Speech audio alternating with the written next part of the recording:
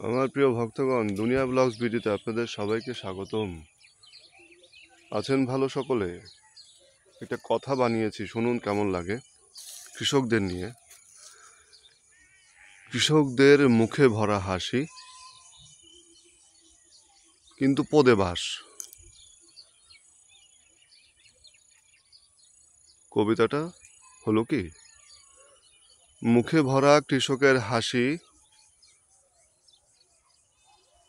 কৃষক পদে বাস, কৃষকের পদে বাস খেতে ভালোবাসে। পদে বাস, কৃষকের পদে বাস।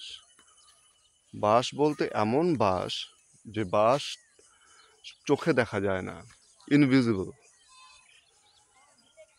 ইনভিজিবল বাস যারা খেয়েছে, কৃষক, শ্রমিক, সাধারণ মানুষ, নিম্নবিত্ত, মধ্যবিত্ত, পয়সাওয়ালা মানুষরা এখন বাস খাচ্ছে, খাবে সামনে আরো। পয়সাওয়ালা নেতা খেতা, আমলা কামলা বামলা চামলা বাল চ্যাট যা আছে সবাই এখন বাস খাচ্ছে।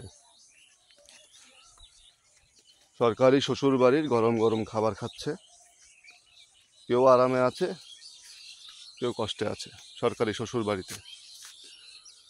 তো এরকম পদে বাস খেয়ে কৃষক যারা আছে, এই কৃষকের পদে বাস, এই পদের থেকে বাঁশটা বের করতে হবে। এবং যারা বাঁশ দিচ্ছে ওদেরকে আইক্কাওয়ালা বাঁশ দিতে হবে, সুন্দর করে আগাটা চেষে 1 কেজি সরিষার তেল মেখে, মরিচ দিয়ে, লঙ্কা বাটা, এই যত প্রকারের মরিচ আছে বাজারে, সমস্ত মরিচ মিলিয়ে বেটে, ভালো করে পাটায় বেটে, সেই বাটা মরিচ সেই বাঁশের আগায় দিয়ে তারপর দিতে হবে, যেন কেউ কারো পদে বাঁশ দেওয়ার আগে একটু চিন্তা করে নেয়, বা আমাদের আশেপাশের যেসব ক্ষতিকারক প্রতিবেশী, আত্মীয় স্বজন, আপন আত্মীয় স্বজন, মামা চাচা খালা ফুফু শ্বশুর শাশুড়ি আত্মীয় স্বজন, হ্যাঁ ভাই বেহেন,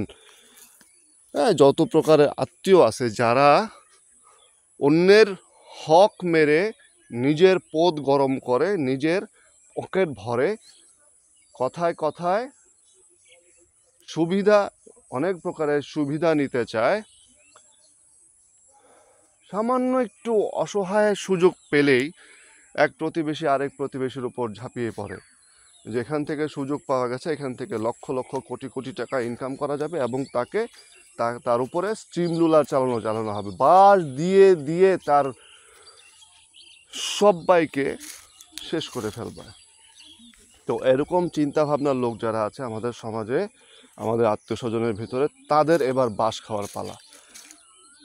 অবশ্যই বাস দিতে হবে। বাস না দিলে বাস খাবেন আপনি, বাস দিবেন না 100 বার।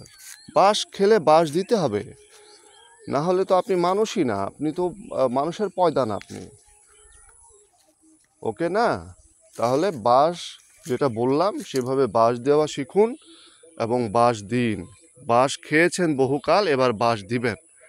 সুতরাং ভক্তগণ, আমার চ্যানেলটা যেভাবে এগোচ্ছে আমি খুশি না আপনাদের ওপর, কারোর উপরে আমি খুশি না।